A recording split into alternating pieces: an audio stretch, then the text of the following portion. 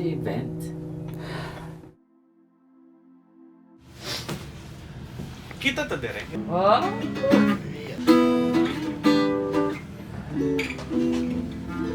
Ito rin lagyan natin.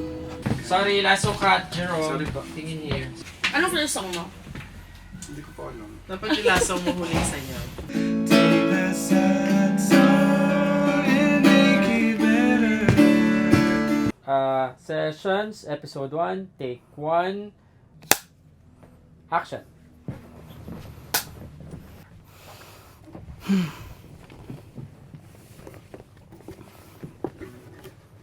Hi, I'm Vent. And sino ba si Vent? Minsan din nangarap to be, to release their own songs, gumagawa ng YouTube videos, gumagawa ng mga covers, ganyan. So, yeah. Ba't ka ba nandito? Oh, parang after 3 to 4 years na kinawakan ko ang gitara na to, parang gusto ko lang ulit malaman kung nasa na si Vent. And anong path yung meron siya right now. And, ayun. So, yeah. And if yung feeling na yun, ano yung specific na feeling na yun? Is it love? Is it peace? Meron akong favorite word, yung word na solitude. Minsan nafe-feel natin na parang alone tayo, ganyan. Minsan we feel lost. Pero sometimes we need to understand yung loss and loneliness natin para makita natin yung path na pinupuntahan natin.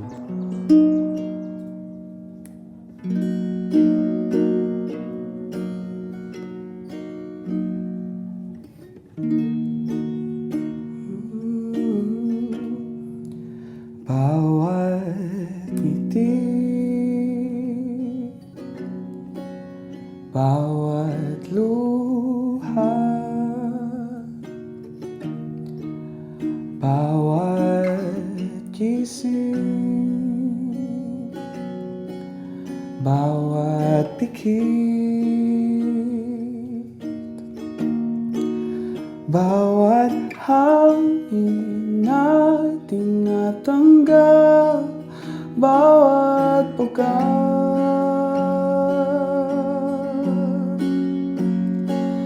At habang ika'y hinayakap ng maigi, binubulong ang dalangin, huwag sana maglawas sa hangin. Dito ka na lang habang buhay. Dito ka na lang habang buhay. Dito ka na lang habang buhay.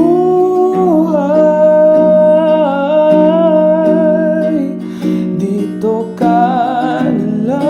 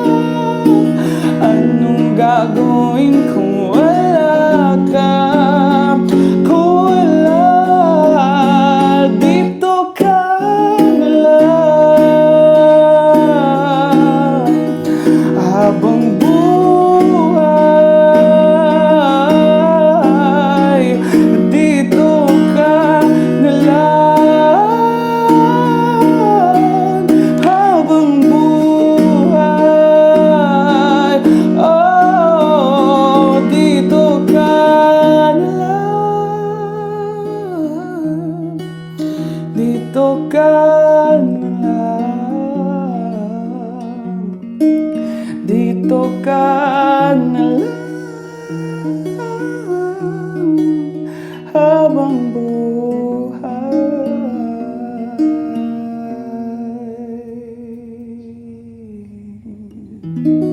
Para kang naghahanap ng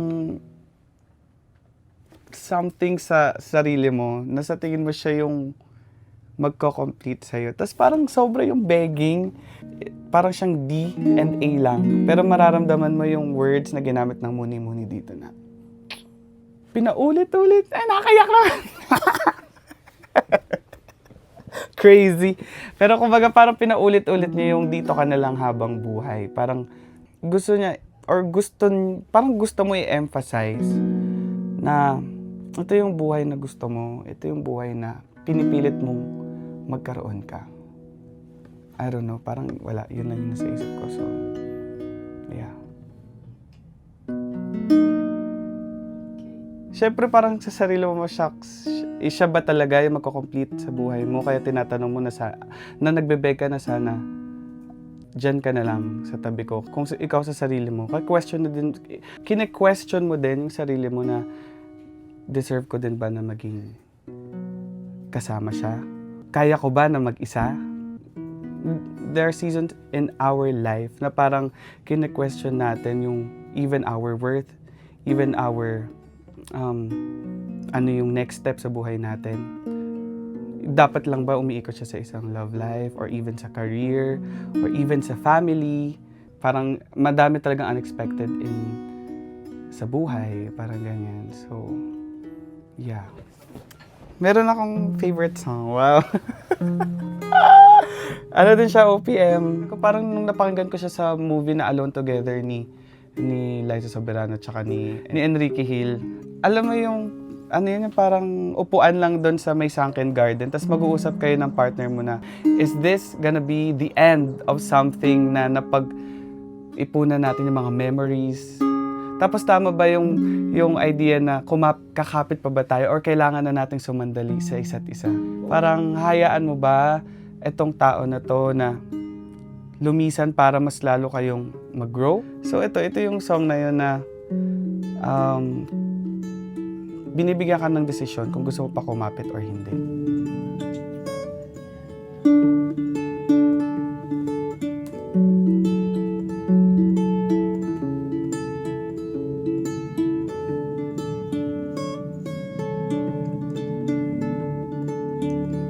Sa gabing kay dilim, hinahanap ko ang kahulugan ng mga panahong lumipas na walang pasintabi.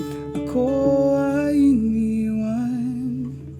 Mga mata noon ay may kislap, pa ngayon ay mugtong-mugto, sanay sa luha. Sadyang ganito nga ba ang buhay dito sa lupa? Kaya higpitan ko ang kapit sa mga kamay ng oras na dito lumipas lang. Sana'y aking sinulit ang panahon na tayo'y bata pa. Ilang araw na rin na tuloy-tuloy lang ang bulan. Hindi mawari kung ito ba'y nalalagpasan. Pilit sa putik aking pupulutin ng isa-isa. Mga pangarap ko'y magas na tila bubog sa paa. Ang baghali ba'y nagpapakita lang talaga. Kaya higpitan ko ang yakap sa'yo. Alam kong hindi ito magtatagal. Sa sana ako'y maalala mo na ganito.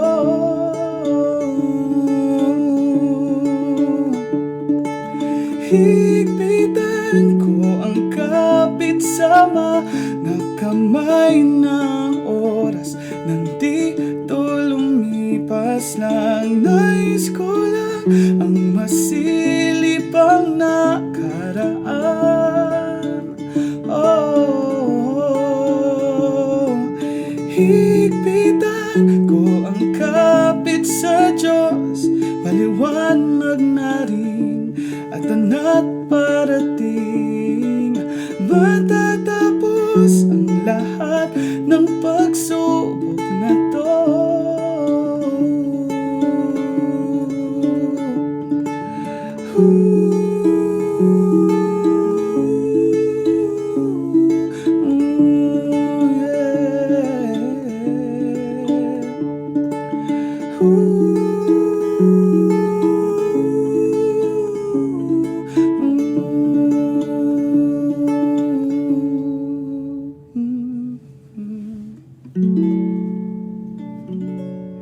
Gusto kong ibuka yung Pinoy Dream Academy. Siguro Ay. kilala ka ng Pinoy Dream Academy. Dati, direct. Sige, yun lang. Yung part. Kwento mo lang yung part. 1,000 kaming nag-audition, tapos ganyan. Siyempre, ang kinanta ko nun, Listen, yes. Doon din na-push yung pressure ko talaga na galingan. Kasi siyempre, parang 12 kayo nandun sa Little Dreamers. Tapos, ang dami magagaling. Tapos ako, ang alam ko lang kantahin ay Si Jesus tsaka Listen. Dalawa lang alam ko. Kasi Pinoy Dream Academy Season 2. So, sila La Arnie, si Bugoy Drilon, yan, kabatch ko. Si Ami Noblesa, si Philip Nadella, si Angelo Garcia, si Aubrey Caraan, si Ate Aubrey. Parang yung time na nandun ako sa Pinoy Dream Academy, akala ko yun na yung peak I mean, of course, nasa peak ka na parang bata ka pa lang, naging part ka na ng ganyan, nakakasama mo na ibang artist, tapos naging part ka ng Star Magic for 2008. Siguro mga 6 years o 7 years. Tapos tapos biglang magugulat ka na lang, biglang kinat off ka na nila nang hindi mo alam na tapos na pala. So ikaw na parang kine-question mo din na 12 years old ako, sabi ko, talaga bang para dito ako sa mundong ito? Kasi kailangan talagang, alam mo yun, dapat pabibo ka talaga ng mga panahon na yun. May core memory din ako na parang nasa 8th floor kami ng ABS-CBN, may meeting. Basta 13 people kami na nasa loob noon, kasama yung mga magulang namin. Biglang sabi nila, okay, thank you, nag-meeting kami. Tapos biglang sinabi na, okay Jerome, pwede ka na makauwi. Tapos ako lang umuwi, sila yung nagstay. Bakit kaya ganun? Tapos medyo narinig ko na, yun yung pala yung mga naiwan, sila yung syempre na nag-renew ng contract sa ABS-CBN. Tapos out of 13, ako lang yung umalis ng room na yun. I mean, meron akong perspective na parang, okay, baka hindi na, it's not for me na siguro kasi hindi naman na na-renew, parang ganun. Naging bubog ko din siya in a way na dapat pala mas ginalingan ko right now kung ano yung passion na meron ako. Kasi dati parang pinakanta ka lang ng magulang mo. Ngayon, parang sinabi mo, sinayang ko ba yung mga panahon na nandun ako na kumakanta sa stage? Kaya siguro ngayon, tinatry ko pa rin na buuin. Kaya kumakapit pa rin ako dun sa idea na meron ka pa rin pwesto sa ganitong industry. Parang ganun. So, parang dahil nga din dito sa episode na to, dito ko lang na-realize na dami din palang multo sa face ng buhay ko na parang hanggang ngayon pala pinapangarap ko. Oh.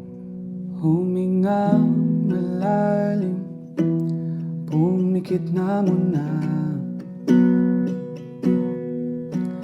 at baka sakaling namamalikmata lang.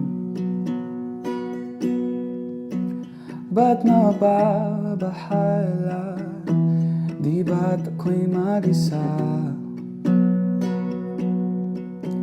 Kala ko'y payapa, boses mo'y tumatawa pa. Binaon naman na ang lahat, tinakpan naman na aking sugat. Ngunit ba't ba andito na rin. Hirap na akong intindihin. Tanging panalangin, lubayan na sana. Dahil sa bawat tingin, mukha mo'y nakikita. Kahit saan man mapunta ay anino mo'y kumakapit sa aking kamay. Ako ay dahan-dahang nililibing ng buhay pa. Hindi na makalaya, dinadamo ko bawat gabi. Wala nang nakikita, mo'y ramdam pa rin sa dilim. Hindi na mananaginip, hindi na makagising. Pasinde na ng ilaw, minumulton ako ng damdamin ko, ng damdamin ko.